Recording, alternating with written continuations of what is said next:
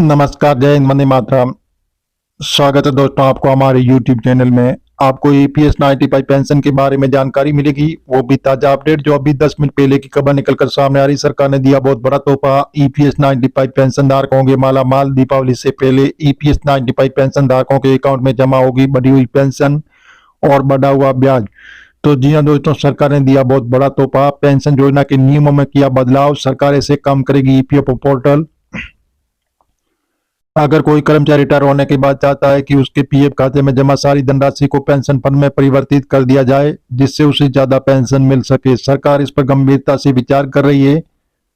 और जी हाँ दोस्तों, बताया जा रहा है कि कर्मचारी भविष्य निधि संगठन के केंद्रीय श्रम एवं रोजगार मंत्री डॉक्टर मनसुख मांडविया ने सोमवार को कहा कि ईपीएफओ पेंशन योजना के नियम बदलने पर विचार किया जा रहा है। इसके तहत पीएफ खाते में जमा कुल धनराशि को पेंशन के तौर पर परिवर्तित करने का विकल्प कर्मचारियों को दिया जा सकता है। मांडविया ने कहा कि सामाजिक सुरक्षा के लिए कर्मचारी भविष्य निधि के तहत कर्मचारियों को ज्यादा विकल्प दिए जाने की जरूरत। तो जी हाँ दोस्तों, इसी प्रकार जो ईपीएस 95 पेंशन धारकों के लिए सरकार एक बहुत ही बड़ा प्लान बना रही है जो आने वाले दिनों में इनको लागू कर दिया जाएगा। और बताया जा रहा है कि जल्दी पेंशन में बढ़ोतरी होगी। और जी हाँ दोस्तों, जो ईपीएस 95 पेंशन धारकों के दायरे को सरकार मजबूत करना चाहती है, इसलिए सरकार ईपीएस 95 पेंशन धारकों को बहुत बड़ा तोहफा देने की तैयारी। तो कल होने वाली बैठक में ये बड़ा फैसला लिया गया है कि ईपीएस 95 पेंशन धारकों होंगे माला माल। जल्दी आपके अकाउंट में हो सकता है ब्याज का पैसा जमा और बढ़ी हुई पेंशन, या आपके अकाउंट में दीपावली से पहले जमा होने की चर्चा की जा रही है। उन्होंने कहा कि अगर कोई कर्मचारी रिटायर होने के बाद चाहता है कि उसके पीएफ खाते में जमा सारे पैसे को पेंशन फंड में परिवर्तित कर दिया जाए जिससे उसे ज्यादा पेंशन मिल सके, सरकार इस पर गंभीरता से विचार कर रही है। आगे चलकर अब सभी पहलुओं पर विचार विमर्श कर नियमों में बदलाव किए जाने की पर्याप्त संभावना है। तो जी हाँ दोस्तों, जैसे अभी ईपीएफओ ने जैसे करीब 20 लाख नए कर्मचारी जुड़े हैं। जुलाई से चालू वित्तीय वर्ष सबसे अधिक लोगों ने नौकरी शुरू की। कुल 19.94 लाख नौकरी शुरू करने के बाद ईपीएफओ में पंजीकरण कराया। इसमें 10.52 लाख कर्मचारी ऐसे जिन्होंने पहली बार नौकरी शुरू की। बैंक वेबसाइट की तरह काम करेगा ईपीएफओ पोर्टल। ईपीएफओ पोर्टल से जुड़ी दिक्कतों को लेकर पूछे गए सवाल पर केंद्रीय मंत्री ने कहा कि हम ईपीएफओ पोर्टल को किसी बैंकिंग वेबसाइट की तरह बनाने की दिशा में काम कर रहे हैं। अगले 6 महीने में इसमें व्यापक सुधार दिखाई देगा। हमारी कोशिश है कि बैंकिंग पोर्टल की तरह पर ईपीएफओ के पोर्टल पर भी कर्मचारियों को एक क्लिक पर सारी सेवाएं उपलब्ध हो सके, इसके लिए पूरे सिस्टम में सुधार किया जा रहा है।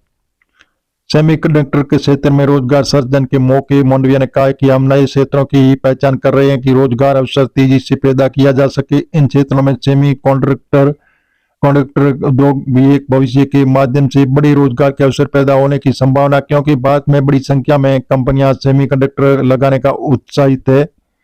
तो इसी प्रकार जो ईपीएस 95 पेंशन धारकों के लिए बहुत बड़ी खुशखबरी आ रही है कि जल्दी सरकार ईपीएस 95 पेंशन को बढ़ाई जाएगी और बताया जा रहा है कि जल्दी आपको इनका बड़ा लाभ मिलेगा। तो जी हाँ दोस्तों, जैसे सार्वजनिक क्षेत्र के यूको ने बैंक चालू वित्त वर्ष की जुलाई स्थिति जारी कर दी है। इससे तिमाही बैंक का प्रोजेक्ट 50% बढ़कर 603 करोड़ रुपये। तो ब्याज आय बढ़ से बैंकों को मुनाफा बढ़ने में मदद मिलेगी। तो समान तिमाही से बैंकों को 402 करोड़ रुपये का यूको बैंक ने भी कहा है कि आमदनी बढ़कर 7,071 करोड़ रुपए की जो बीते साल में तिमाही 5,0866 करोड़ रुपए थी। तो इसी प्रकार जो बैंकों की ब्याज आय भी बढ़कर 60,078 करोड़ रुपए हो गई। तो बीते वर्ष समान तिमाही 5,219 करोड़ थी। तो बैंक शुद्ध ब्याज 20% बढ़कर 2,301 करोड़ रुपए हो गई। तो बीते वित्त वर्ष की समान तिमाही 1,917 करोड़ रुपए थी। तो तिमाही दौरान शुद्ध ब्याज मार्जिन बढ़कर 3.10% हो गया। तो पिछले वित्त वर्ष की तिमाही से 2.84% था। आंकड़ों पर टिप्पणी करते हुए बैंकों के प्रबंधक मुख्य कार्यपालक अधिकारी ने कहा है कि बैंकों की उम्मीद है कि गति जारी रहेगी। तो जी हाँ दोस्तों, फंड का इंतजाम करने का प्लान जैसे 2,000 करोड़ रुपए तक जुटाने की योजना बना रही है रणनीति के रूप में। तिमाही से 15,000 या 1,500 या 2,000 करोड़ रुपए का योग्य संस्थागत प्लेसमेंट लाने की योजना। इसमें बैंकों की सरकार हिस्सेदार 2-3% कम हो जाएगी। भारत सरकार की जिम्मेदारी सितंबर 2024 से अंत में जैसे 95.39% थी। तो जी हाँ दोस्तों, इस प्रकार जो ईपीएस 95 पेंशन धारकों के लिए बहुत बड़ी खुशखबरी आ रही है कि जल्दी सरकार ईपीएस 95 पेंशन धारकों को एक बहुत बड़ा तोहफा देने की तैयारी कर रही है, जिसमें आने वाले दिनों में ईपीएस 95 पेंशन धारकों को बहुत ही अच्छा लाभ मिलेगा। तो जी हाँ दोस्तों, जैसे कि अभी हाल फिलहाल ताजा अपडेट में बताया जा रहा है कि जो साइबर क्रिमिनल पर ईपीएफ खाताधारी एक झटके में खाता सफाचट करने की तैयारी। तो भारत सरकार के श्रम मंत्रालय अधीन काम करने वाले ईपीएफओ ने अपने अधीन आने वाले सदस्य अधिकारियों के लिए बेहद जरूरी सूचना जारी की। ईपीएफओ ने अपनी वेबसाइट के जरिए सदस्यों को जरूरी सूचना दे रहा है। जी हाँ दोस्तों, कर्मचारी भविष्य निधि संगठन के सदस्यों, सरकारी विभागों, कंपनियों, उद्योगों, प्राइवेट सेक्टर की कंपनियों में काम करने वाले कर्मचारी सावधान हो जाएं। आप इस समय साइबर जैसे क्रिमिनल्स के रडार पर है। अगर अपने पीएफ अकाउंट को रेगुलर चेक नहीं करते रहेंगे तो हो सकता है कि आपका पीएफ अकाउंट एक झटके में इस जैसे सफाचट भी कर दिया जा सकता है। साइबर ठग आपको धमकी भरे कॉल या ईपीएफ अधिकारी बनकर कॉल कर सकते हैं। आपसे आपका पीएफ खाता से जुड़ा यूएन नंबर और पासपोर्ट पूछकर आपके जीवन भर की गाड़ी, कमाई और चूना लगा सकते हैं। ईपीएफ ने अपनी आधिकारिक वेबसाइट पर अपने सदस्यों को इस बात के लिए लगातार आगाह कर रहा है।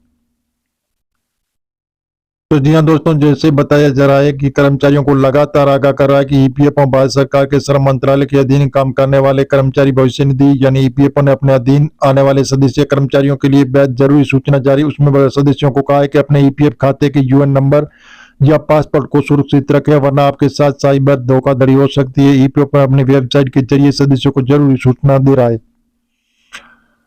तो यूएन पासपोर्ट चोरी होने या खोने पर खतरा अधिक। ईपीएफओ की आधिकारिक वेबसाइट पर जाकर जब आप अपना खाता लॉगिन करेंगे तब पॉप अप बॉक्स खुलेगा।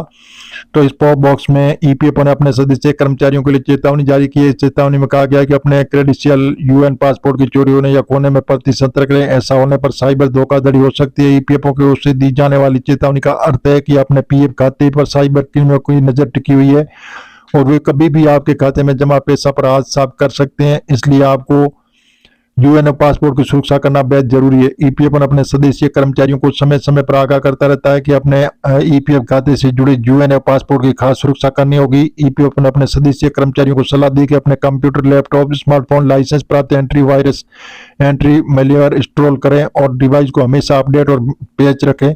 इसमें यह कहा गया है कि ईपीएफ खाते में लिए जटिल से जटिल पासपोर्ट बनाएं ताकि किसी व्यक्ति के साथ पासपोर्ट या ओटीपी साझा न करें। तो जी हाँ दोस्तों, हम ये जो आपको बता रहे हैं मीडिया आधारित बता रहे हैं, सरकार से अभी हाल फिलहाल ऐसी घोषणा नहीं हुई है। आप ऑफिशियल वेबसाइट पर जाकर इनकी जानकारी ले सकते हैं और मिलेंगे नई जानकारी के साथ। नई और पहली बात तो चैनल को सब्सक्राइब कर लीजिए ताकि इसी प्रकार की नई जानकारी सबसे पहले आपको मिलती रहेगी।